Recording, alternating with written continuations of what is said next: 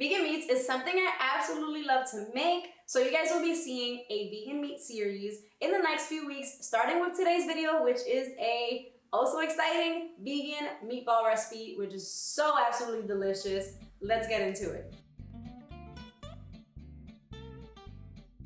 We're starting off with half a cup of fresh breadcrumbs. You don't want to use any of the canned stuff. 1 teaspoon of garlic powder, a teaspoon of parsley. You're also gonna do 1 tablespoon of fresh basil, which I totally forgot to add here, 1 garlic clove minced, and 1/4 of a cup of non-dairy Parmesan cheese, and 1/4 of a cup of aquafaba.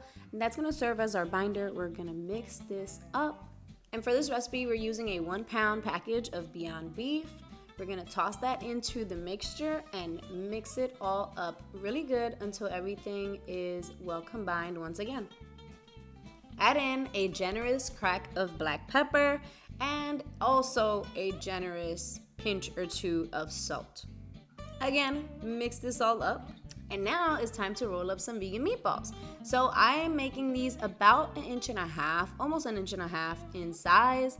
And just as a heads up, they're gonna feel very soft when you are rolling them up, but that's perfectly fine. They will stick together. The full recipe, as usual, will be linked down below.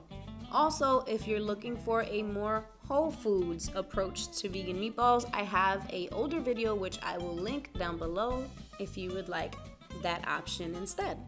Next, we're gonna brown these guys, and I'm doing that by adding a little bit of oil to our pan. And I know some of you guys are gonna say, Rose, you don't have to add oil for Beyond Meat. But however, I want to prevent these from sticking at all costs. You don't want these to stick whatsoever, and they're very soft, so you don't wanna risk it. So we're gonna brown these for about 3 to 4 minutes per side.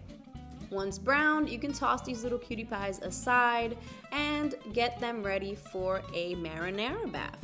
You can use homemade marinara sauce, or you can use a canned or jarred marinara sauce if you wish. Toss these into the sauce, cover it up, and cook for about 15 minutes on a medium heat. Sprinkle on some extra vegan Parmesan and then some basil over top. And if you would like, garnish it with a little parsley and you're all set.